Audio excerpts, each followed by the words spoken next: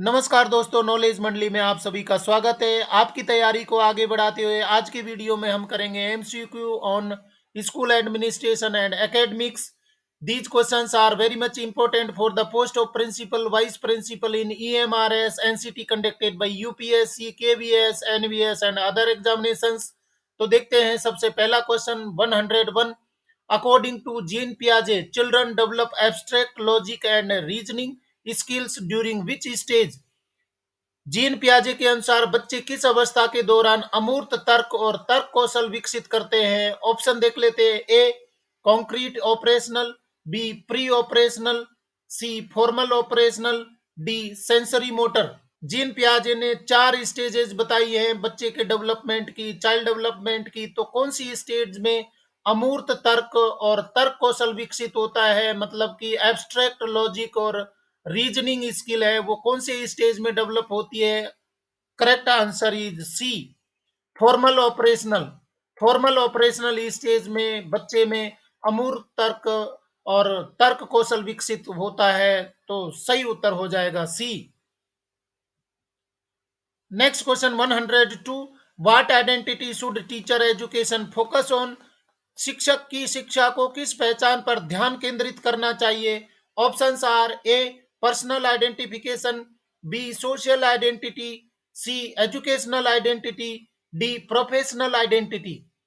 Correct answer will be D, professional identity. शिक्षक को professional identity पर ध्यान केंद्रित करना चाहिए। सही उत्तर हो जाएगा D. Next question 103. After decisions about budget cuts have been made and are shared with members of the faculty, many teachers express concern about their ability to meet goals for school improvement with fewer resources available to them. The principal can best address the teachers' concerns by the emphasizing which of the following strategies. बहुत important question है। हिंदी अर्थ देख लेते हैं। Budget में कटौती के बारे में निर्णय लेने और संकाय के सदस्यों के साथ साझा किए जाने के बाद कई शिक्षक कम संसाधनों के साथ स्कूल सुधार के लक्ष्यों को पूरा करने की अपनी क्षमता के बारे में चिंता व्यक्त करते हैं। प्रधानाचार्य निम्नलिखित में से किस रणनीति पर बल देकर शिक्षकों की चिंताओं का सबसे अच्छा समाधान कर सकते हैं? Options are A. Implementing a peer coaching model to help ensure that each teacher has ongoing support in responding to new challenges. B. Arranging regular meetings with teachers at different grade levels to explore problems the teachers are facing and options for addressing them. C. Forming a committee to review the school's current set of improvement goals and revise them to accommodate new fiscal realities. D. Giving teachers substantial control in determining where funds should be cut and where funds should be retained in their own classrooms. Correct option is B. Arranging regular meetings with teachers at different grade levels to explore problems the teachers are facing and options for addressing them. तो सही उत्तर यहां पर हो रहा है B. Question number 104. The POCSO Act is applicable to children below the age of POCSO अधिनियम बच्चों की आयु से डैश कम पर लागू होता है। कितने साल की उम्र से कम पर लागू होता है? Option are A 18 years, B 14 years, C 10 years, D 16 years. Correct answer is A 18 years. 18 years से कम उम्र के बच्चों पर पोक्सो एक्ट है वो एप्लीकेबल होता है। और जल्दी से कमेंट कर दीजिए, पोक्सो एक्ट है उसका फुल फॉर्म क्या है? आपका कमेंट आ जाना चाहिए। पोक्सो एक्ट है वो बच्चों के सेक्सुअल हरासमेंट से संबंधित है। तो पोक्सो का फुल फॉर्म आप कमेंट में कर दीजिए। पोक्सो एक्ट का फुल फॉर्म क्या है, जल्दी से बताइए। Question number 105। ए चाइल्ड में हैव हियरिंग लॉस इफ? एक बच्चे को सुनने में दिक्कत हो सकती है अगर options are A he speaks unusually loud, B he is negligent towards the teaching imposed by the teacher, C he ignores the instructions given by the teacher, D he usually replies by saying I don't know to the questions asked.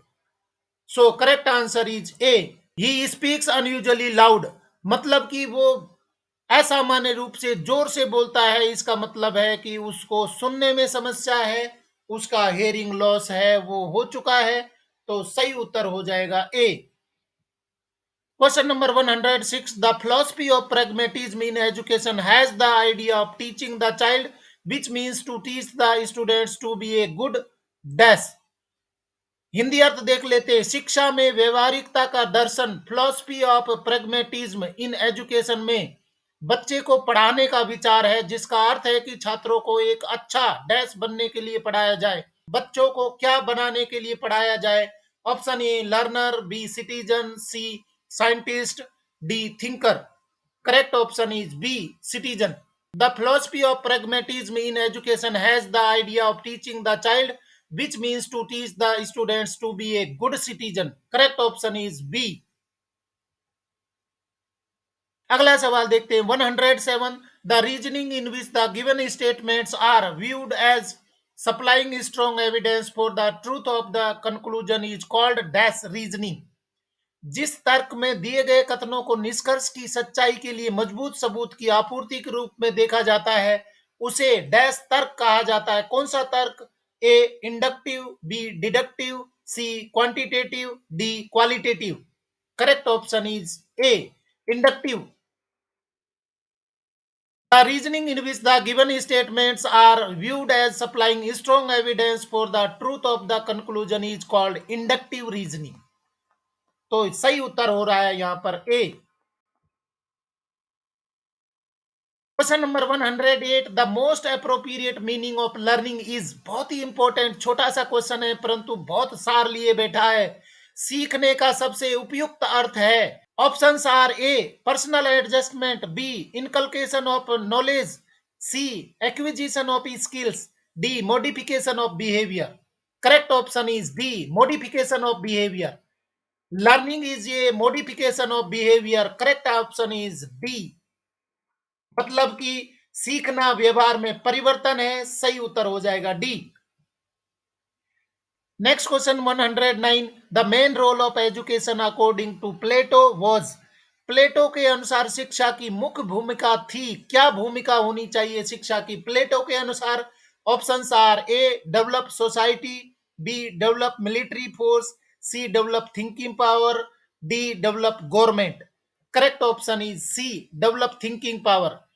प्लेटो के अनुसार शिक्षा की मुख्य भूमिका होनी चाहिए कि वो थिंकिंग पावर बढ़ाए, बच्चे की सोच को बढ़ाए, तो सही उत्तर हो जाएगा C. Question number 110, who advocated the removal of children from the care of their mothers and their upbringing by the state, किसने बच्चों को उनकी माताओं की देखभाल से दूर करने और उनकी परवरिश राज्य द्वारा करने की वकालत की थी? Options are A Socrates, B Aristotle, C Plato, D John Locke. Correct option is C Plato. Plato ने बच्चों को उनकी माताओं की देखभाल से दूर करने और उनकी परवरिश राज्य द्वारा करने की वकालत की थी। सही उत्तर हो रहा है C. Question number 111, programmed instruction is based on the theory of, अभिक्रमित अनुदेशन डैश के सिद्धांत पर आधारित है। Options are A Albert Bandura, B Jean पियाजे, C B F Skinner, D B S Bloom. Correct option is C B F Skinner. अभिक्रमित अनुदेशन है वो बी एफ स्किनर के सिद्धांत पर आधारित है। सही उत्तर होगा C. Question number 112, assertion reasoning पर आधारित क्वेश्चन है, देख लेते हैं assertion A principle learning is an important aspect of learning in the classroom, reasoning R transfer of learning is always associated with knowledge of principles. In the context of the two statements, which one of the following is correct? Options are A, both A and R are correct. B, both A and R are correct, but R is not a correct explanation of A. C, only A is correct. D, both A and R are correct and R is the correct explanation of A. So correct answer is B. Both A and R are correct, but R is not a correct explanation of A। मतलब कि दोनों ही sentence हैं वो सही है। Principle learning is an important aspect of learning in the classroom, ये भी सही है। और रीजन है transfer of learning is always associated with knowledge of principles, दोनों ही सही हैं, परंतु वो एक दूसरे को एक्सप्लेन नहीं कर रहे, मतलब रीजन असर्शन को एक्सप्लेन नहीं कर रहा है। सही उत्तर हो जाएगा B. Next question 113, which of the following is a psychological crisis associated with the stage of infancy. निम्नलिखित में से कौन सा मनोवैज्ञानिक संकट शैशवावस्था से जुड़ा हुआ है? Option A identity versus role confusion, B trust versus mistrust, C autonomy versus shame and doubt, D initiative versus guilt. Correct option is B trust versus mistrust. ये शैशवावस्था से जुड़ा हुआ मनोवैज्ञानिक संकट है। Question number 114, constructivist perspective refers to learning as. रचनावादी परिप्रेक्ष्य सीखने को इस प्रकार संदर्भित करता है। Options are A information stored in child's memory, B development ability, C probability of occurring A behaviour, D interpretation constructed from experience. Correct option is D. Interpretation constructed from experience. Next question 115. In the blueprint of an achievement test, which of the following aspect is not clearly visible? एक उपलब्धि परीक्षण के blueprint में निम्नलिखित में से कौन सा पहलू स्पष्ट रूप से दिखाई नहीं देता है? Option A content of items, B objective of items, C difficulty level of items, D form of questions. Correct option is C difficulty level of items. मतलब कि एक उपलब्धि परीक्षण के ब्लूप्रिंट में डिफिकल्टी लेवल ऑफ आइटम है वो नहीं दिखाई देता। सही उत्तर हो जाएगा C. Question number 116, choose the correct sequence in the context of institutional planning. Institutional planning के स्टेप यहाँ पर बताए गए हैं, उनको सीक्वेंस में अरेंज करना है। सबसे पहला है situational analysis, second organising material and human resources, third setting goals, fourth evaluation, fifth implementation. तो करेक्ट सीक्वेंस ऑप्शंस में देखते हैं। A first, third, second, fifth and fourth, B second, third, first, fourth and fifth, C second, third, first, fifth and fourth, D third, first, second, fifth and fourth. Correct option is D third, first, second, fifth and fourth. इनको arrange करके देखते हैं तो सबसे पहला आ रहा है यहाँ पर सेटिंग गोल्स, उसके बाद में फर्स्ट है सिचुएशनल एनालिसिस, यहाँ ये सेकंड स्टेप आ जाएगा। फिर है second organising material and human resources, ये थर्ड स्टेप हो जाएगा। और फिफ्थ है इम्प्लीमेंटेशन, इम्प्लीमेंट करेंगे तो ये फोर्थ स्टेप होगा। और नेक्स्ट है इवेल्युएशन, फिफ्थ नंबर पर यहाँ हो जाएगा। तो इस तरीके से इंस्टीट्यूशनल प्लानिंग बनाएंगे। सबसे पहले setting goals, situational analysis, organising material and human resources and implementation and then evaluation. Correct sequence हो जाएगा D. Next question 117, weekly and monthly test conducted by the teacher are an example of। शिक्षक द्वारा आयोजित साप्ताहिक और मासिक परीक्षण एक उदाहरण है किसका? कौन से टाइप के इवेल्युएशन का?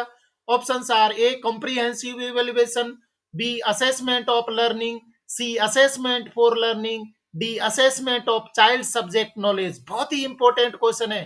करेक्ट आंसर यहां पर हो रहा है C assessment for learning. Weekly and monthly tests conducted by the teachers are an example of assessment for learning। सीखने के लिए परीक्षण करना, ये सही उत्तर हो रहा है C. Question number 118, dash purposefully draws together skills, attitudes and values from within or across subject area to develop a more powerful understanding of key ideas। Components are connected in meaningful ways। Here the curriculum approach referred to is। Hindi अर्थ देख लेते हैं। Dash प्रमुख विचारों की अधिक शक्तिशाली समझ विकसित करने के लिए विशेष क्षेत्रों के भीतर या सभी क्षेत्रों से कौशल, दृष्टिकोण और मूल्यों को उद्देश्यपूर्ण रूप से एक साथ खींचता है। घटक सार्थक तरीके से जुड़े हुए हैं। यहाँ संदर्भित पाठ्यक्रम दृष्टिकोण है। कौन से पाठ्यक्रम का दृष्टिकोण यहाँ पर झलक रहा है? ऑप्शन देख लेते हैं। A integrated approach, B spiral approach, C. Concentric approach. D. Interdisciplinary approach. Correct option is A. Integrated approach. Integrated approach है यहां पर दिखाई दे रही है, सही उत्तर हो जाएगा ए। Next question 119. One of the following is not considered as the quality of a good test. Identify. निम्नलिखित में से एक को एक अच्छे परीक्षण की गुणवत्ता के रूप में नहीं माना जाता है, पहचान करें कौन सा परीक्षण है जो कि अच्छी गुणवत्ता के रूप में नहीं माना जाता, एक अच्छे टेस्ट के रूप में उसका लक्षण नहीं है। Options are A reliability, B replaceability, C usability, D objectivity. Correct option is B replaceability. मतलब कि कोई परीक्षण दूसरे परीक्षण को रिप्लेस कर दे तो रिप्लेसिबिलिटी है, एक अच्छे परीक्षण का लक्षण नहीं है। बाकी उसमें रिलायबिलिटी होनी चाहिए, यूजेबिलिटी होनी चाहिए, ऑब्जेक्टिविटी भी उसमें होनी चाहिए, परंतु रिप्लेसिबिलिटी है वो नहीं होनी चाहिए। सही उत्तर हो जाएगा बी। और T20 क्वेश्चन का लास्ट क्वेश्चन है 120। For an efficient and durable learning the learner should have. एक कुशल और टिकाऊ सीखने के लिए शिक्षार्थी के पास होना चाहिए, क्या होना चाहिए? Options are A ability to learn, B opportunity to learn, C ability to understand, D motivation and ability for retention. Correct option is D motivation and ability for retention. ये लक्षण होना चाहिए कुशल और टिकाऊ सीखने के लिए शिक्षार्थी के पास में होना चाहिए, मोटिवेशन और ability for retention. Correct option is D. इस तरीके से फ्रेंड्स हमने T20 क्वेश्चन के 20 क्वेश्चन हैं वो कंप्लीट कर लिए। ये क्वेश्चन पुरानी परीक्षाओं में पूछे गए थे और अभी भी उनका उतना ही इंपॉर्टेंट है। For the post of principal vice principal in EMRS NCT conducted by UPSC, KVS, NVS and other departmental and teacher recruitment examinations। आज के क्वेश्चन अगर आपको पसंद आए तो लाइक शेयर करें और आप मुझको फेसबुक पेज पर भी फॉलो कर सकते हैं। मेरे फेसबुक पेज का नाम है नॉलेज मंडली और चैनल को सब्सक्राइब करना तो जरूरी है क्योंकि नॉलेज मंडली is the right choice. Thank you very much.